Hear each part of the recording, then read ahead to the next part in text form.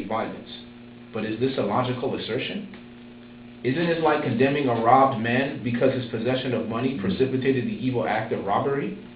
Isn't it like condemning Socrates because his unswerving commitment to truth, and his philosophical inquiries precipitated the act by the misguided populace in which they made him drink hemlock? Isn't it like condemning Jesus because his unique God consciousness and never-ceasing devotion to God's will precipitated the evil act of crucifixion? We must come to see that, as the federal courts have consistently affirmed, it is wrong to urge an individual to cease his efforts to gain his basic constitutional rights because the quest may precipitate violence. Society must protect the robbed and punish the robber. I had also hoped that the white moderate would reject the myth concerning time in relation to the struggle for freedom. I have just received a letter from a white brother in Texas. He writes, "All Christians know that the colored people will receive equal rights eventually. But it is possible that you are in too great a religious hurry. It has taken Christianity almost 2,000 years to accomplish what it has. The teachings of Christ take time to come to earth." Such an attitude stems from a tragic misconception of time, from the strangely irrational notion that there is something in the very flow of time that will inevitably cure all ills. Actually, time itself is neutral. It can be used either destructively or constructively. More and more I feel that the people of ill will have used time much more effectively than have the people of goodwill.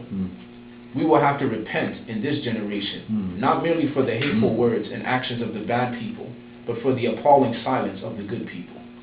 Human progress never rolls in on wheels of inevitability. It comes through the tireless efforts of men willing to be co-workers with God. And without this hard work, time itself becomes an ally of the forces of social stagnation. We must use time creatively, in the knowledge that the time is always right to do right. Now is the time to make real the promise of democracy and transform our pending national elegy into a creative song of brotherhood. Now is the time to lift our national policy from the quicksand of racial injustice to the solid rock of dignity. You speak of our activity in Birmingham as extreme. At first I was rather disappointed that fellow clergymen would see my nonviolent efforts as those of an extremist. I began thinking about the fact that I stand in the middle of two opposing forces in the Negro community.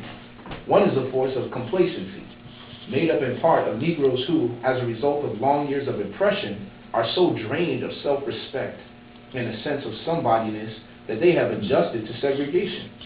And in part of a few middle-class Negroes who, because of a degree of academic and economic security, and because in some ways they profit by segregation, have become insensitive to the problems of the masses. The other force is one of bitterness and hatred, and it comes perilously close to advocating violence. It is expressed in the various black nationalist groups that are springing up across the nation, the largest and best known being Elijah Muhammad's Muslim movement, nourished by the Negro's frustration over the continued existence of racial discrimination. This movement is made up of people who have lost faith in America, who have absolutely repudiated Christianity, and who have concluded that the white man is an incorrigible devil. I have tried to stand between these two forces, saying that we need emulate neither the do-nothingism of the complacent nor the hatred and the despair of the black nationalists. For there is the more excellent way of love and nonviolent protest. I am grateful to God that through the influence of the Negro Church, the way of nonviolence became an integral part of our struggle. If this philosophy had not emerged, by now many streets of the South would, I am convinced, be flowing with blood. And I am further convinced that if our white brothers dismiss as rabble-rousers and outside agitators those of us who employ nonviolent direct action, and if they refuse to support our nonviolent efforts, millions of Negroes will, out of frustration and despair, seek solace and security in black nationalist ideologies, a development that would inevitably lead to a frightening racial nightmare. Oppressed people cannot remain oppressed forever. The yearning for freedom eventually manifests itself, and that is what has happened to the American Negro. Something within has reminded him of his birthright of freedom, and something without has reminded him that it can be gained.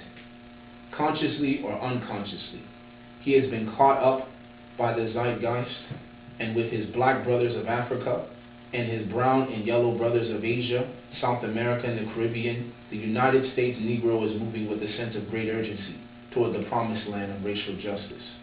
If one recognizes this vital urge that has engulfed the Negro community, one should readily understand why public demonstrations are taking place.